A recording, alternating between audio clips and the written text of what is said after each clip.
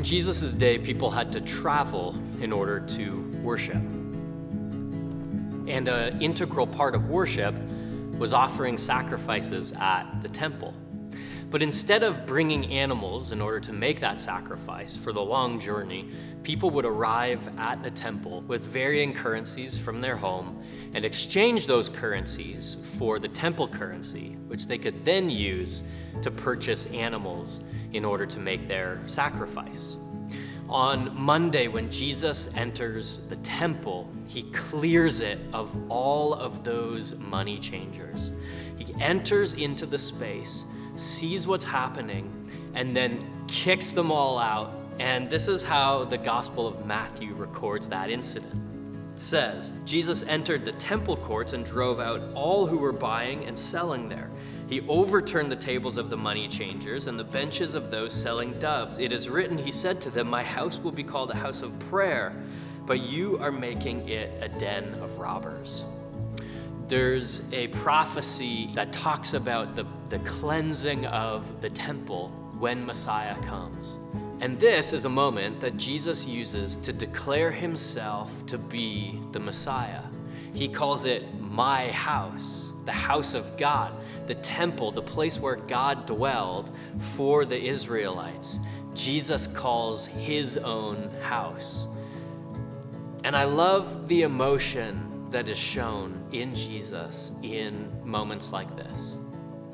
Monday is all about confession, and we want to invite you into the practice of confession.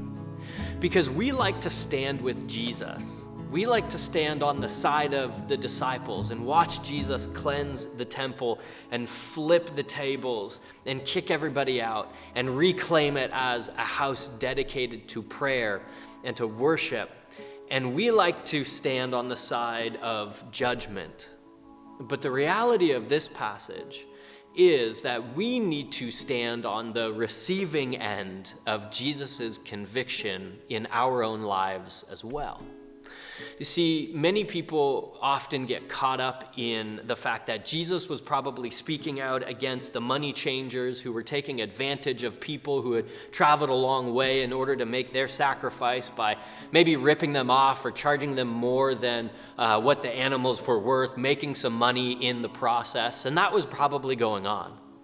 But Jesus is more upset not with what is happening, than with where it is happening, that it is happening within the temple courts, that it's happening inside the place that was dedicated to prayer, inside the space that was set aside to pray and worship and turn your heart and your mind toward God. This is a moment not where Jesus is speaking out against those who are changing money or those who are selling doves, those who are buying animals in order to make their temple sacrifice. This is Jesus speaking out against the religious hierarchy and system of the day.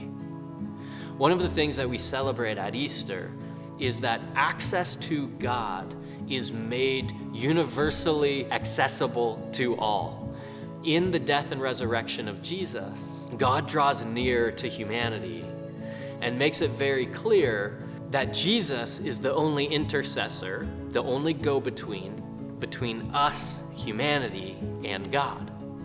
The only problem is that as humans, we so often set up barriers and systems that prohibit or prevent, that make it difficult for people to enter into places and spaces of prayer. It's no coincidence that I decided to record today's devotional inside our sanctuary at Knox Church in Waterdown, a space that is dedicated for prayer.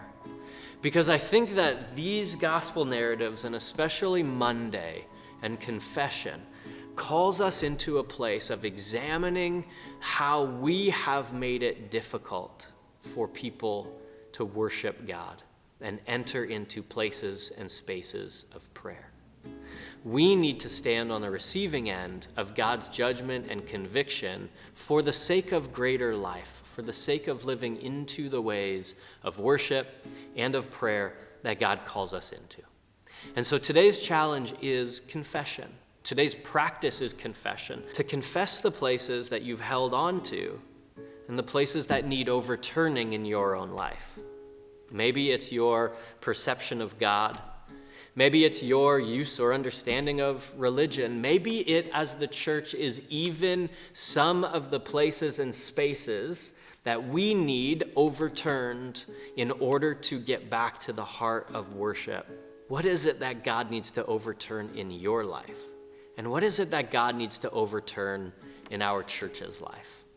As a really practical way to end today, I would invite you to go away and write down some confessions before God.